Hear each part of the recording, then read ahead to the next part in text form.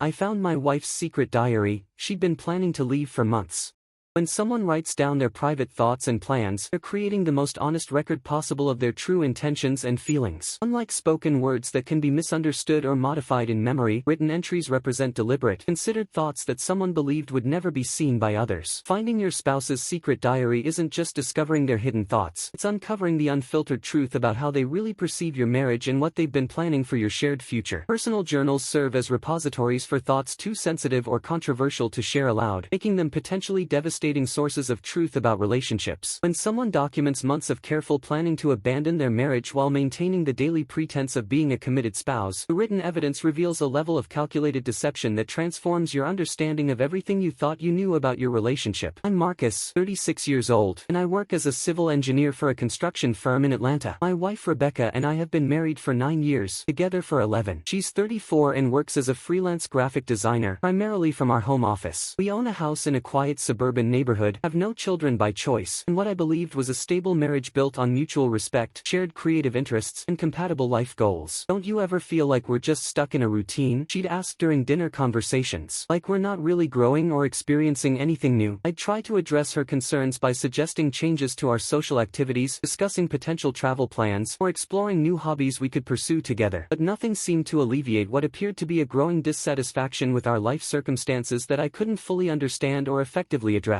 Last Saturday morning, Rebecca left early for another weekend trip to visit her sister, claiming that they were planning some kind of surprise celebration for their mother's upcoming birthday. She seemed rushed and distracted while packing, forgetting several items and having to return to the house multiple times before finally leaving for her drive to Nashville. About 2 hours after Rebecca left, I was cleaning our shared home office when I accidentally knocked over a small decorative box on her desk while dusting the surface. The box opened when it fell, spilling various items across the floor: paper clips, USB drives, business cards, and a small leather-bound notebook that I'd never seen before. I gathered the items to return them to the box, but the notebook had fallen open to a page with my name at the top, followed by what appeared to be a list of bullet points. Seeing my name in Rebecca's handwriting made me curious enough to read what she'd written, assuming it might be notes for a surprise gift or anniversary planning. Instead, I found myself reading an entry dated 3 months earlier that completely destroyed my understanding of our marriage. Marcus, why I need to leave. Never challenges me intellectually, content with mediocrity in every aspect of life, no ambition beyond his current job, doesn't understand my creative needs. We have nothing in common anymore. I feel like I'm suffocating in this suburban life. He'd never agree to move or make major changes. I've outgrown him completely. I stared at the entry, trying to process what I was reading. These weren't temporary frustrations or relationship concerns that Rebecca had been considering. These were systematic reasons why she believed our marriage was fundamentally incompatible and needed to end. I flipped through more pages of the notebook and discovered months of entries documenting Rebecca's detailed planning to leave our marriage. She'd been researching apartment rentals in Nashville, calculating the logistics of moving her graphic design business, and even consulting with divorce attorneys about asset division and the process of ending our marriage. One entry from 2 months earlier was particularly devastating. Met with Sarah, divorce lawyer, today. She confirmed that since we don't have kids and kept separate business accounts, a divorce should be relatively straightforward. The house will be the main issue, but Sarah thinks we can force a sale and split the proceeds. Marcus will be devastated, but I can't keep living this lie just to protect his feelings. I need to start building my new life in Nashville. Another entry revealed that Rebecca's recent visits to her sister weren't family obligations at all. She'd been using those trips to establish connections and infrastructure for relocating to Nashville permanently. Found a perfect apartment in Green Hills. Jennifer, sister, introduced me to several potential clients who could provide steady work once I move. The creative community in Nashville is so much more vibrant than Atlanta. I can't wait to be around people who actually understand art and creativity instead of being stuck with Marcus's engineering friends who only talk about construction projects. The most painful entries were the ones where Rebecca analyzed our daily interactions and relationship dynamics with cold, clinical detachment. Marcus made dinner tonight and was so proud of trying a new recipe. He has no idea how boring and predictable everything about our life has become. He thinks we're happy because we don't fight and pay our bills on time. He doesn't understand that I need intellectual stimulation and creative challenges, not just domestic stability. Every conversation we have feels like I'm talking to someone from a completely different species. Reading through months of Rebecca's private thoughts about our marriage was like discovering discovering that I'd been living with a stranger who'd been performing the role of a committed wife while secretly despising nearly everything about our shared life. She documented not just her desire to leave, but her contempt for my personality, career, interests, and vision for our future together. The planning entries revealed the extent of Rebecca's deception about her recent activities. Told Marcus I was visiting Jennifer again this weekend, but I'm actually meeting with the landlord to sign the lease on my Nashville apartment. I'll start moving my important belongings gradually over the next few months so Marcus doesn't notice. By the time I tell him I'm leaving, I'll already have everything in place for my new life. Another entry showed that Rebecca had been deliberately creating arguments and distance in our marriage to justify her decision to leave. Started a fight with Marcus about our social life tonight. I complained that his friends are boring and that we never do anything interesting. Of course, he offered to plan new activities and meet new people, but that's not the point. I need him to understand that we're incompatible so he won't be as shocked when I tell him I'm leaving. The more dissatisfied I seem, the easier it will be to explain why our marriage didn't work. The systematic nature of Rebecca's planning was revealed through entries that documented her financial preparations for leaving. Transferred $15,000 from our joint savings to my personal account today. Marcus never checks the statements, so he won't notice until it's too late. I need that money for deposits and moving expenses in Nashville. I'll take more next month to make sure I have enough for the transition period. I sat in our home office reading through months of entries that revealed Rebecca had been living a completely separate mental and emotional life while maintaining the daily pretense of being my committed wife. Every conversation we'd had about our relationship concerns, every discussion about making improvements to our marriage, every moment of intimacy had been occurring while she was actively planning to abandon our relationship and start over in another city. When Rebecca returned from her weekend trip Sunday evening, I was sitting at our kitchen table with her diary open in front of me. Her reaction when she saw the notebook was immediate and unmistakable. Her face went completely white, her mouth opened as if to speak but no words came out, and her entire body language shifted from casual Sunday evening energy to panic and desperation. Marcus, she started, but I held up my hand to stop her from speaking. I know about Nashville, I said quietly. I know about the apartment, the divorce lawyer, the money you've been transferring, and the months of planning to leave our marriage without telling me. Rebecca sank into one of our kitchen chairs, unable to maintain eye contact. There was no innocent explanation for what I'd discovered in her diary, and we both knew it. Why? I asked. Why plan an elaborate escape from our marriage instead of talking to me about whatever problems you've been experiencing? The conversation that followed revealed that Rebecca had been fundamentally unhappy in our marriage for over 2 years but had convinced herself that the problems were insurmountable and that I would never agree to the kinds of changes she believed were necessary to make our relationship satisfying for her. I tried to hint about wanting more excitement and intellectual stimulation, she said, but you never seemed to understand what I was really asking for. But her diary entries contradicted this explanation. Rather than documenting attempts to communicate her needs or work through relationship problems, the journal revealed systematic contempt for my personality and lifestyle, detailed planning to abandon our marriage, and financial manipulation to fund her secret exit strategy. Rebecca, I said, referring to specific entries I'd read, you wrote that you find me boring and intellectually inferior. You documented plans to deceive me about your activities while secretly preparing to leave. This isn't about communication problems, this is about fundamental disrespect and systematic deception. She tried to minimize the significance of her diary entries by claiming that journals are places for processing negative emotions and that she'd been working through temporary frustrations rather than documenting permanent decisions about our marriage. But the evidence showed months of concrete actions, apartment hunting, legal consultations, financial transfers, and relationship building in Nashville that demonstrated deliberate preparation for ending our marriage rather than temporary emotional processing. I told Rebecca that I wanted her to be honest about whether she wanted to try to rebuild our marriage or continue with her plans to relocate to Nashville. The discovery of her diary had revealed that our relationship problems were much deeper and more systematic than I'd realized, but I needed to understand her actual intentions rather than continue living with someone who was secretly planning to abandon our marriage. Rebecca admitted that she'd already signed a lease on the Nashville apartment and had been planning to tell me about her decision to leave within the next month. She claimed that discovering her diary had simply accelerated a conversation that was already inevitable. I was going to tell you soon, she said. I just needed to make sure I had everything in place so the transition would be as smooth as possible for both of us. But her diary entries revealed that her primary concern had been protecting her own interests and ensuring her successful escape from our marriage, not making the process easier for me or considering the impact on our relationship. The marriage counseling sessions we attended revealed that Rebecca's dissatisfactions with our relationship were long-standing and fundamental rather than recent developments that could be addressed through communication and compromise. She'd been psychologically checked out of our marriage for years while maintaining the outward appearance of commitment. I felt trapped by the life we'd built together, she said during counseling. I realized that Marcus and I want completely different things, but I didn't know how to end a marriage with someone who hadn't done anything obviously wrong. But the counselor helped us understand that marriages end through honest communication about incompatibilities, not through secret planning and systematic deception designed to minimize one person's inconvenience convenience while maximizing their advantage in the dissolution process. 3 months later, we decided to divorce. Rebecca's secret planning had made the process more complicated because she'd already taken unilateral actions, financial transfers, lease signings, business relationship development, that needed to be disclosed and potentially reversed as part of our legal separation. The divorce was finalized 6 months later. Rebecca moved to Nashville as she'd planned, but her new life didn't provide the happiness and fulfillment she'd expected. According to mutual friends, she struggled to establish her graphic design business in a more competitive market and found that the creative community she'd idealized was less welcoming to outsiders than she'd anticipated. Looking back on the experience, I'm grateful that I accidentally discovered Rebecca's diary when I did, rather than continuing to live in ignorance while she completed her secret preparations for abandoning our marriage. The diary revealed not just her plans to leave, but the depth of her dissatisfaction and contempt for our relationship. The most painful aspect of reading her journal was realizing how completely I'd misunderstood Rebecca's feelings about our marriage. While I'd been working to address what I thought were minor relationship concerns, she'd been systematically planning her escape and documenting her fundamental incompatibility with our shared life. I'm in a relationship now with someone who values honest communication about relationship concerns and addresses problems directly rather than secretly planning exit strategies. We've discussed the importance of expressing dissatisfactions openly and working together to address incompatibilities before they become insurmountable. The most important lesson I learned from discovering Rebecca's secret diary is that written records of someone's private thoughts provide the most honest insight possible into their true feelings and intentions. When someone documents months of planning to abandon their marriage while maintaining daily pretenses of commitment, they're revealing character traits and priorities that are fundamentally incompatible with partnership. That Saturday morning when I accidentally knocked over Rebecca's decorative box taught me that sometimes the most devastating discoveries happen through pure chance rather than deliberate investigation. Her diary had been hidden in plain sight on her desk, and I might never have found it if not for a cleaning accident that revealed months of systematic deception and careful planning to destroy our marriage while keeping me completely unaware of her intentions.